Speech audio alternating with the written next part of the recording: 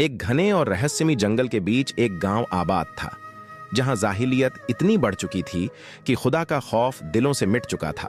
वहां के बुजुर्ग, जवान और बच्चे सब एक अनदेखे खौफ में मुब्तला थे। ये खौफ दिन के वक्त कम महसूस होता, लेकिन जैसे ही सूरज डूबता, रात की तारीकी एक भयानक आफत की सूरत इख्तियार कर लेती। रात के सन्नाटे में कभी किसी मासूम बच्चे के अचानक गुम होने की खबर गांव में फैल जाती, कभी किसी बेगुनाह औरत की लाश किसी दरख्त से झूलती मिलती, और कभी ऐसी रूह कंपा देने वाली चीखें गूंजती कि लोग खौफ से अपने कानों पर हाथ रख लेते और कांप उठते। हर गुजरती रात के साथ गांव वालों पर वहशत का साया गहरा होता जा रहा था, मगर सबसे ज्यादा खौफनाक बात यह थी कि कोई भी इन डरावने वाकइयों की हकीकत जानने की हिम्मत नहीं कर पा रहा था। आखिर ये सब क्यों हो रहा था? इस गांव पर यह अजाब क्यों नाजिल था? यह सवाल सबके जहन में था, मगर जवाब किसी के पास नहीं था। वह बाप जिसकी वह बेटी जो कुछ लम्हों पहले रुखसत होती, वह नहीं, लम्हों में इस बला का शिकार हो जाती। आखिर ऐसा क्यों होता? उन पत्थर दिल लोगों की किस्मत खामोश थी, उनके अल्फाज दब जाते। उस रात को उनका जुल्म खाक में मिल जाता। उन लोगों के आंसू भी इस बला को रोक नहीं सकते थे। फिर एक बुजुर्ग जिनका मुबारक कदम इस गांव में आया, उन्होंने तारीख की। उस रात को एक ऐसा राज्य जाना जिसने गावन वालों को हिला कर रख दिया। वह राज ऐसा राज्य था जो सुनते ही लोग बेहोश हो गए। आखिर वह ऐसा कौन सा राज्य था, और आखिर वह बला क्यों करती थी? क्या यह अजाब था, या उनकी अपनी ही नादानी मंजिल कुछ फासले पर थी, लेकिन उसकी चाबी शायद उनके पास थी ही नहीं। उनकी अक्ल खत्म हो चुकी थी। हर दिन वहां जिना होता, वहां मर्द जबरदस्ती नहीं बल्कि औरतें अपनी मर्जी से वह काम करवाया करती थीं जो इंसानियत की सारी हदों को पार कर देता। हर घर में बेहयाई थी, हर इंसान के मुंह पर गंदगी नजर आती थी। वहां कोई ऐसा नहीं था जो उनकी राह बदले। जुल्म तो हो रहा था। हर एक खास तारीख की रात को वह जुल्म का शिकार होते, लेकिन बजाय इसके कि वह समझ सके, वह खुद को इस गंदगी की तरफ घसीटते जा रहे थे। एक ऐसा गांव जहां अमन और पुरसुकून माहौल था। वह गांव था तो गैर मुसलमानों का, लेकिन वहां पर चंद ऐसे घराने थे जो मुसलमानों के थे। उन्हीं घरानों में से एक ऐसा घर जिसकी मिसाल वह हिंदू भी खुद अपने मुंह से देते, अपनी हर चीज अमानत उनके पास रखवाते। वह घर इलाही बख्श का था। इलाही बख्श जो बहुत नेक और परहेजगार इंसान थे, उनको दुनिया की लालच बिल्कुल नहीं थी। उन्होंने बहुत सारे लोगों के दिल से जो गंदगी और जो झंगी थी वो उतार दी थी। उनके लफ्जों में तासीर थी। जब बोलते तो गैर मुस्लिम भी उनके दीवाने हो जाते। लेकिन वह कहां जानते थे कि उनकी जिंदगी में एक ऐसा मोड़ आएगा, एक ऐसी आजमाइश आएगी जो शायद उनके सब्र को भी कम कर देगी। वो ऐसा तवील सफर तय करेंगे जो देखने वालों को गहरी नींद में सुला देगा। वो जुल्म से बेखबर थे। वहां हिंदू भी रहते थे और मुसलमान भी, बुत परस्ती भी होती थी और अल्लाह का नाम भी लिया जाता था। वहां हर कोई अपनी मस्ती में मग्न था। इलाही बख्श 5 वक्त के नमाजी थे। बाकायदी से रमजान शरीफ के महीने में रोजा भी रखा करते थे।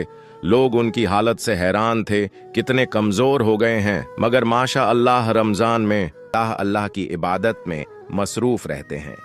इलाही बख्श का काम था कि वह सांप पकड़ा करते थे।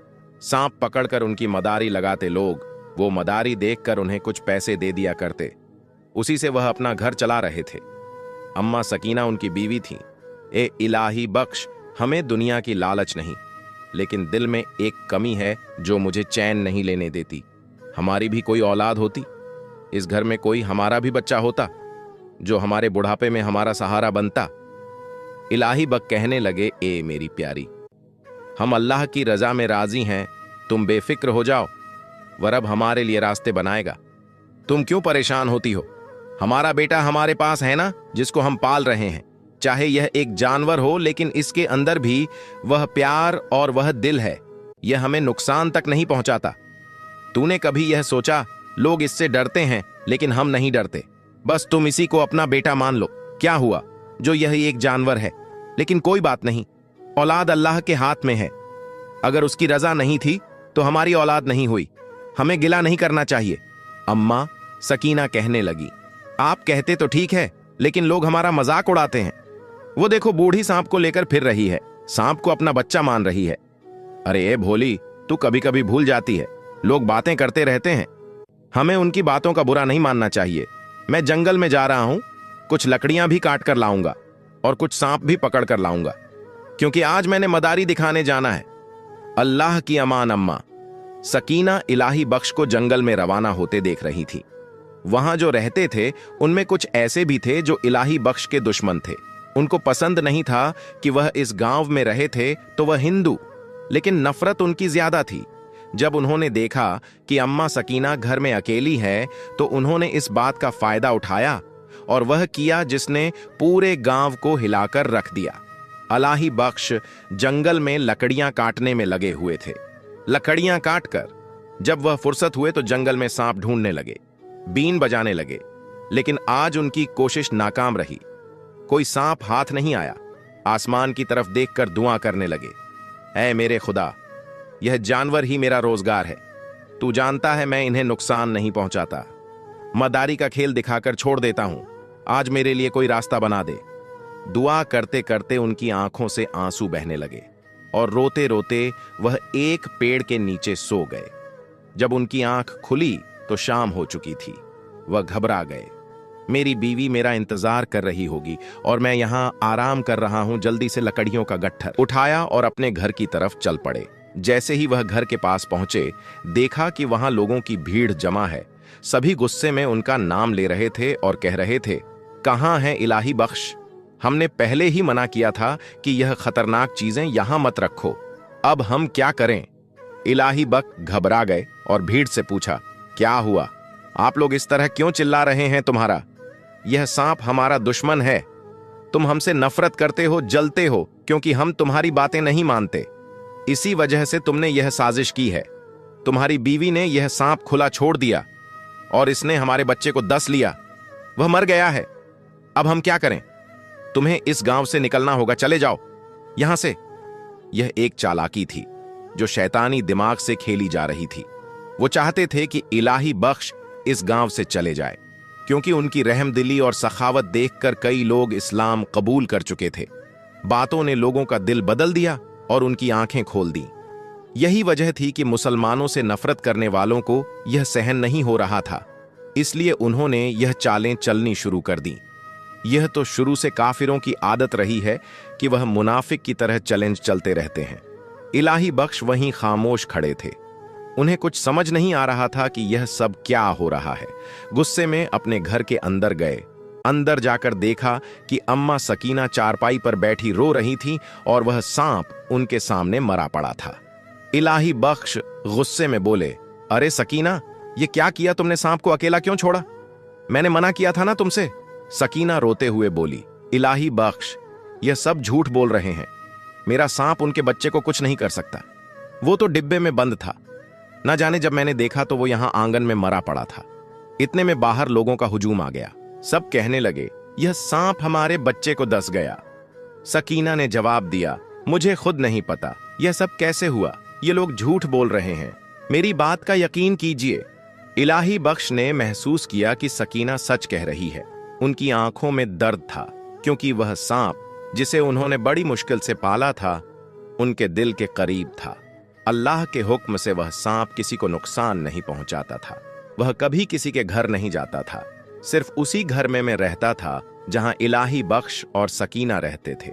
सांप की मौत देखकर इलाही बख्श की आंखों में आंसू आ गए। आसमान की तरफ देखकर बोले, ऐ अल्लाह, तू तो सब देख रहा है ना, अगर इसमें हमारी कोई गलती है तो हमें माफ कर दे। फिर सकीना से बोले, तुम खामोश हो जाओ, शायद अल्लाह को यही मंजूर था।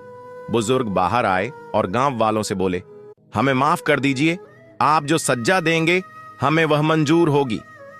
वहीं कुछ मुसलमान भी खड़े थे। उन्होंने कहा, नहीं, आप सच्चे हैं, आपके सांप ने कुछ नहीं किया। हमने उसे गांव में आते हुए कभी देखा भी नहीं। वह सांप तो कभी किसी को नुकसान पहुंचाने वाला नहीं था। यह सब इन लोगों की चाल है।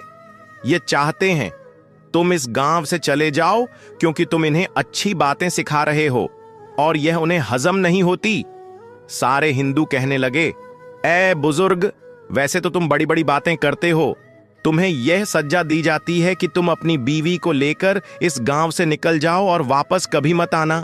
इस दौरान सकीना बाहर आई और कहने लगी, खुदा के लिए यह जुल्म हम पर मत करो। हम बूढ़े मियाँ बीवी कहाँ जाएंगे? हमारे पास इस घर के अलावा कोई सहारा नहीं। हमने तुम्हारा क्या बिगाड़ा है? वहां मुसलमान रो रहे थे, लेकिन कुछ कर नहीं सकते थे। आवाज तो बहुत उठाई, लेकिन बुजुर्ग कहने लगे, तुम लोगों को लड़ाई करने की कोई जरूरत नहीं। हमसे गलती हुई है, हमें यह सजा मिलनी चाहिए। हम लोग शाम से पहले ही यहां से निकल जाएंगे। उन लोगों के दिल खुशी से झूम उठे और वह खुशी खुशी अपने घरों को लौट गए। लेकिन कुछ मुसलमान जो गांव में रहते थे, वह कहने लगे, हुजूर, आप यहां से जा रहे हैं, हम तो बिखर जाएंगे, हम तो वीरान हो जाएंगे। आपके ही दम से यहां बरकत थी, आप ही हमें नेक राह दिखाते थे इस गुमराही के गांव में। अब आप जा रहे हैं, यह जुल्म हम पर मत करें। बुजुर्ग कहने लगे, मेरा जाना जरूरी है। अगर मैं ना गया तो यह लोग मुझे झूठा साबित करेंगे, और मैं यह नहीं चाहता कि मुझे कोई झूठा कहे, चाहे मैंने गलती की हो या ना की हो। मुझे यह गांव छोड़कर जाना होगा, शायद इसमें ही कोई बेहतरी हो। गांव वालों ने दुख के आंसुओं के साथ इलाही बख्श और उनकी बीवी अम्मा सकीना को गांव से अलविदा कहा। हिंदू तो खुश हो गए, लेकिन मुसलमान अंदर से मर चुके थे। लेकिन नहीं, बुजुर्ग की तालीम ने उनके दिल रोशन किए थे। शायद उनके दिलों की यह रोशन क्षमा कभी बुझ नहीं सकती थी। बुजुर्ग के जाने के बाद भी उस गांव में दीन की तालीम का सिलसिला जारी रहा। उनकी बरकत आज भी उस गांव में मौजूद थी, लेकिन रात हो चुकी थी। अम्मा सकीना और इलाही बख्श एक काले घने जंगल में पहुंच चुके थे। अम्मा सकीना कहने लगी, इलाही बख्श, अब हम कहां जाएंगे? हमें तो अपनी मंजिल का पता ही नहीं। इलाही बख्श मुस्कुराते हुए कहने लगे, ऐ सकीना, क्या तुम इस दुनिया की हकीकत नहीं समझी? ये दुनिया तो एक सफर है, मंजिल तो सिर्फ आखिरत है। जब इंसान सफर पर होता है तो उसे रास्ते में 1000 मुश्किलों का सामना करना पड़ता है। तो समझो, हम भी एक सफर पर हैं। तुम घबराओ मत, वह जात हमारे साथ है। हर वक्त वह हमें देख रही है। आज रात हम इसी जंगल में गुजारेंगे। तुम डरो मत, अल्लाह हमारी हिफाजत कर रहा है। इस तरह वह दोनों मियां बीवी जंगल में रात गुजार देते हैं। सुबह होते ही वह अपना सफर फिर से शुरू करते हैं। कुछ ही दूर पर वह एक वीरान गांव में पहुंचे, जहां चंद घर थे। वहां सादे लोग रहते थे। जो मुसलमान थे वह अपनी खेती बाड़ी करते और अपना पेट पालते। उन्होंने अपनी भेड़ बकरियां और रखी हुई थी, जिनको वह पूरा दिन चराया करते थे। वह तवक वाले लोग थे, सच्चे लोग थे। बुजुर्ग वहां पहुंचकर सबको सलाम करते हैं। बुजुर्ग की नूरानियां और खूबसूरती देखकर वहां का हर इंसान जान चुका था कि यह कोई अल्लाह के नेक बंदे हैं। इलाही बख्श और स्किनी ने अपना सारा वाकया उनको सुनाया तो वो लोग कहने लगे, हम बहुत खुशकिस्मत है कि आप लोग हमारे गांव में अपना मुबारक कदम लेकर आए हैं। हमने आपका बहुत सुना है। आप सांप पकड़ते हैं, आपने बहुत लोगों के दिल बदले हैं। अल्लाह ने आपकी जबान में बहुत तासीर रखी है। आप जब तक चाहे यहां रह सकते हैं। अल्लाह वाले बुजुर्ग आसमान की तरफ देखकर कहने लगे, ऐ मेरे अल्लाह, तू एक रास्ता बंद करता है तो रास्ते खोल देता है। अम्मा सकीना कहने लगी, मैं अल्लाह का लाख लाख शुक्र करती हूं, उसने हमें वहां जगह दी जहां हर कोई नेक है। अब सुकून की जिंदगी गुजारेंगे। जो चंद दिन जिंदगी के हैं, अल्लाह की इबादत करेंगे। इन शैतान लोगों से हमेशा के लिए जान छूट गई है। इलाही बख्श मुस्कुरा कर कहने लगे, नहीं, लेकिन मैं दीन की तबलीग मरते दम तक करता रहूंगा। मुझे अपनी जान की कोई परवाह नहीं। कयामत के दिन अल्लाह को भी मैंने अपना चेहरा दिखाना है कि मेरे पास जो इल्म था मैंने उसे आगे क्यों नहीं पहुंचाया। इस गांव में एक नौजवान रहता था जिसके वालिद इस दुनिया से रुखसत हो चुके थे। वो नौजवान बहुत नेक और शर्मो हया वाला था। उसने कुछ बकरियां रखी हुई थीं। वो उन्हें चरा कर अपना पेट पाल रहा था। वह कहने लगा, ऐ बाबा जी, मेरे वालिद तो वैसे ही इस दुनिया से चले गए हैं। मैं अकेली जिंदगी गुजार रहा हूं। क्यों ना आप मेरे घर आ जाएं। मैं माँ बाप की तरह आपकी खिदमत करूंगा और सवाब व अजर हासिल करूंगा। आप ये मौका मुझे दे दें। इलाही बख्श मुस्कुराकर कहने लगे, बेटा, हम तुम्हारा दिल कैसे तोड़ सकते हैं। इस तरह इलाही बख्श और अम्मा सकीना उस नौजवान के घर में रहने लगे। इलाही बख्श कहने लगे, बेटा, घर में पूरा दिन रह रह कर थक जाता हूं। मैं भी तुम्हारे साथ जंगल में चलकर बकरियां चराया करूंगा। नहीं बाबा जी, आप कैसी बातें करते हैं। आप यहां रहे, मुझे अपनी खिदमत करने का मौका दीजिए। मैं आपको तकलीफ में नहीं डाल सकता। इलाही बख्श कहने लगे, अगर तुमने मुझे इतनी इज्जत दी है तो मेरा भी फर्ज बनता है कि मैं तुम्हारी मदद करूं। तुम फिक्र ना करो।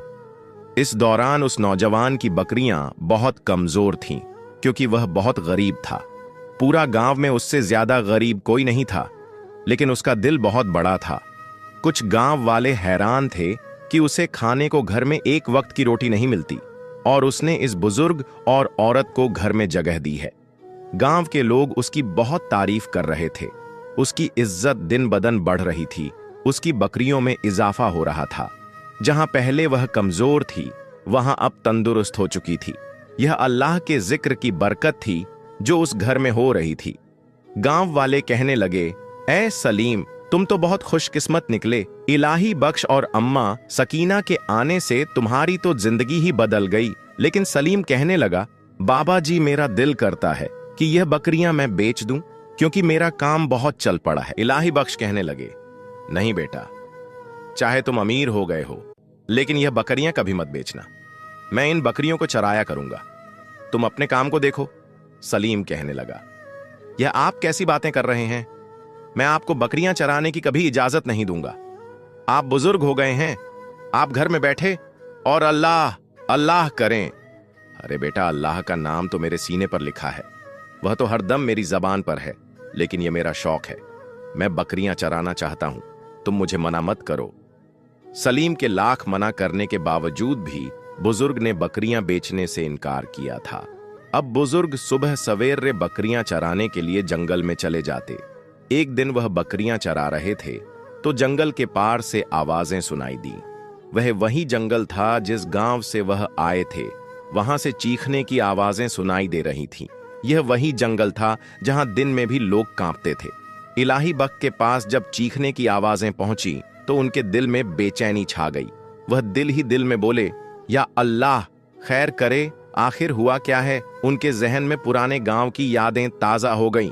वो गांव जहां उनकी जिंदगी के हसीन लम्हा गुजरे थे, आज भी उनके दिल के करीब था। उनकी आंखों से आंसू बहने लगे कि ना जाने गांव में क्या हो रहा है। दिल चाहता था कि वह गांव वापस जाएं, लेकिन उन्होंने वादा किया था कि कभी वापस नहीं जाएंगे। अपनी मर्जी से बकरियां जंगल में चढ़ रही थीं और इलाही बख्श वहीं बैठे बैठे सो गए। नींद में उन्हें एक ख्वाब आया, ऐसा भयानक ख्वाब कि वो कांप गए। उन्होंने देखा कि वो एक बस्ती में खड़े हैं जहां सब लोग डर से सहमे हुए हैं। अचानक आसमान से एक छोटा सा पत्थर गिरता है और जमीन पर लगते ही पूरी बस्ती तबाह हो जाती है। इलाही बख्श की आंख खुल गई और वह पसीने से तरबतर थे। दिल जोर जोर से धड़क रहा था। उन्होंने बकरियों को इकट्ठा किया और जल्दी से घर की तरफ चल पड़े। घर पहुंचकर वह बहुत उदास और चुपचाप थे। सलीम और उसकी बीवी परेशान होकर बोले, बाबा जी क्या हुआ, आप ठीक तो हैं अम्मा? सकीना ने भी पूछा। इलाही बख्श, आपको क्या हुआ? इलाही बख्श ने कहा, कुछ नहीं, बस दिल बेचैन है, मैं थोड़ा आराम करना चाहता हूं। वह अभी अपने कमरे की तरफ बढ़ ही रहे थे कि दरवाजे पर दस्तक हुई। किसी के रोने की आवाजें आ रही थीं। सलीम दरवाजे पर गया तो देखा कि एक नौजवान और उसकी बीवी खड़े हैं। दोनों रो रहे थे। वह बोले, हमें पता चला है कि इलाही बख्श यहां आए हैं, खुदा के लिए उन्हें बुलाए, हम उनसे मिलना चाहते हैं। सलीम ने कहा, वह आराम कर रहे हैं, इस वक्त मुलाकात मुमकिन नहीं है। लेकिन इतने में इलाही बख्श बाहर आ गए। उन्होंने दोनों को देखा तो उनकी आंखों में आंसू आ गए।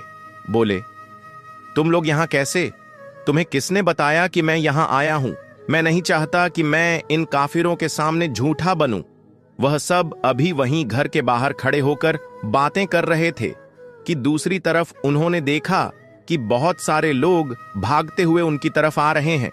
यह लोग उस गांव के हिंदू थे जिनकी नफरत ने बुजुर्ग को इस मुकाम पर पहुंचा दिया था। सब आकर उनके कदमों में गिर गए और कहने लगे, हमें माफ कर दीजिए, जब से आप इस गांव से गए हैं हम पर सिर्फ जुल्म ही जुल्म हो रहा है। न जाने वह बला हमारे पूरे गांव को तबाह कर देगी। चलकर हमारी मदद कीजिए, हम खुद आपको लेने आए हैं। बुजुर्ग मुस्कुराने लगे और कहने लगे, क्या तुम लोग डर गए? यही थी तुम्हारी ताकत। उसी भीड़ में से एक शख्स कहने लगा, ऐ बूढ़े, यह मत समझना कि हम मदद की भीख मांगने आए हैं, क्योंकि तुम एक जादूगर हो। तुमने वही सांप जिसे हमने मारा था जादू के जरिए जिंदा किया और बड़ा करके हमारे गांव में भेजा, ताकि वह हमारी बच्चियों को एक ऐसे दर्द के साथ ले जाए जो हमारी रूह को लरज कर रख देता है। इसीलिए अपना जादू खत्म करो। सलीम कहने लगा, क्या बोल रहे हो? तुम लोग जुबान संभाल कर बात करो। यह आप उनसे किस तरह बात कर रहे हो? वह लोग बोले, यह जादूगर है, इसने जादू किया है। हम पर जुल्म इन पर था और अल्लाह की लानत इन पर बरस रही थी, लेकिन इनके दिल में वही नफरत आज भी मौजूद है। बुजुर्ग कहने लगे, ठीक है, मैं इस गांव में आऊंगा, लेकिन तुम लोग मेरी बात सुन लो, मैंने कोई जादू नहीं किया। वह लोग वापस अपने गांव की तरफ चले गए और बुजुर्ग वहीं खड़े होकर आसमान की तरफ देखते हुए रोने लगे। कहने लगे, ऐ मेरे अल्लाह, ये कौन सी आजमाइश है जो मेरे सारे सब्र को तोड़ रही है? सलीम कहने लगा, बाबा जी, मैं आपको अकेले कभी नहीं जाने दूंगा, मैं आपके साथ जाऊंगा। गांव के बहुत सारे नौजवान वहां आ गए और कहने लगे, हम आपको अकेले नहीं जाने देंगे। अम्मा सकीना भी कहने लगी, नहीं, हमें भरोसा नहीं है इनका, ना जाने वो बला आपको खा ना जाए। और वह गांव वाले वैसे भी आपसे नफरत करते हैं और आपको जादूगर कह रहे हैं। हम आपको अकेले नहीं जाने देंगे, हम भी आपके साथ चलेंगे। इलाही बक कहने लगे, सकीना, तुम बच्चे को घर में ले जाओ, मेरे साथ मेरे बच्चे आ रहे हैं और मेरे साथ मेरा अल्लाह है, तो मेरी फिक्र मत करो। इस तरह वह उन गांव के नौजवानों के साथ उस गांव की तरफ चल पड़े जो अजाब का शिकार हो चुका था। वह जंगल से गुजरते हुए गांव पहुंचे। वहां लोग डर से सहमे हुए थे। बुजुर्ग को देखकर कहने लगे, देखा तुमने, तुम सच में जादूगर हो। तुम तो उसी जंगल से होकर आए हो जिसमें वह बला रहती है। अगर वह बला सच में है तो उसने तुम्हें कुछ क्यों नहीं कहा? खत्म करो यह जादू, वरना हम तुम्हें जान से मार देंगे। जो नौजवान बुजुर्ग के साथ आए थे उन्हें गुस्सा आ गया। उन्होंने कहा, खामोश हो जाओ तुम लोग, तुम पर अल्लाह का अजाब आया है। तुम्हारे जुल्म ने तुम्हें ही तबाह कर दिया है।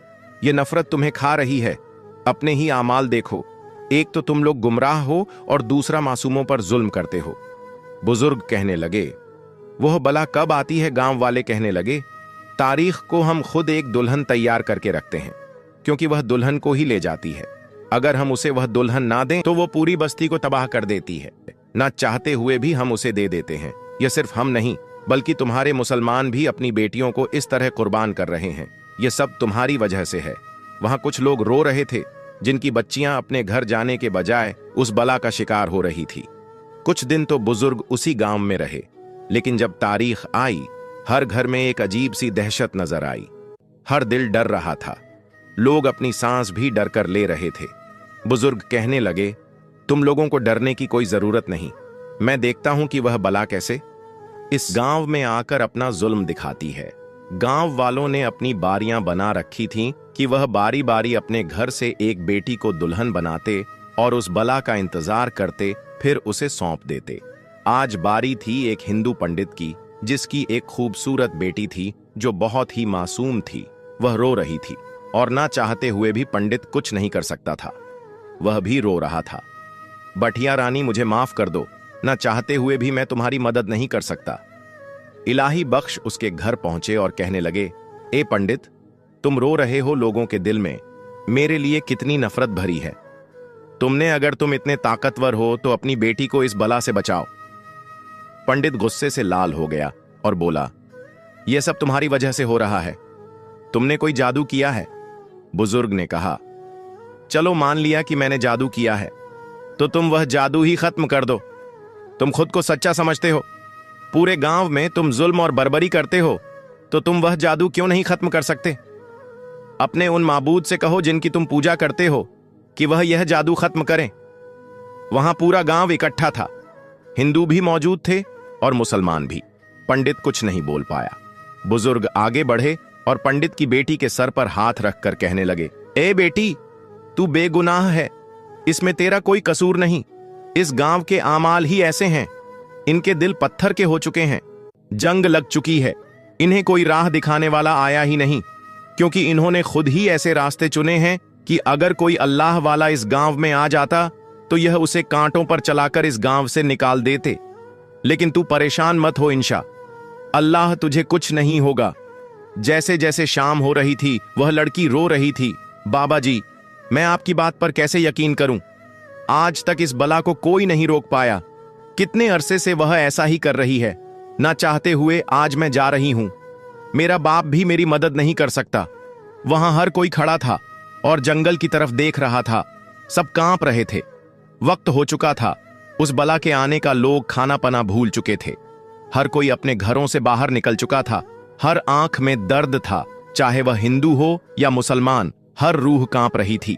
फिर एक ऐसा मंजर सामने आया कि एक बड़ा सांप जो गांव की तरफ आ रहा था, उसका साइज बहुत बड़ा था। गांव में दाखिल होते ही जमीन कांपने लगी। बुजुर्ग ने देखकर कहा, अल्लाह हु अकबर। ऐ गांव वालों, तुम लोग मुझे जादूगर समझते हो। यह अल्लाह का अजाब है। मैंने अपनी जिंदगी में कभी ऐसा सांप नहीं देखा। सांप गांव के बीच में पहुंच चुका था। उसकी हैबतनाक मौजूदगी ने गांव वालों को लरज कर रख दिया। उसके स्याह और खौफनाक जिस्म से एक अजीब सी दहशत निकल रही थी।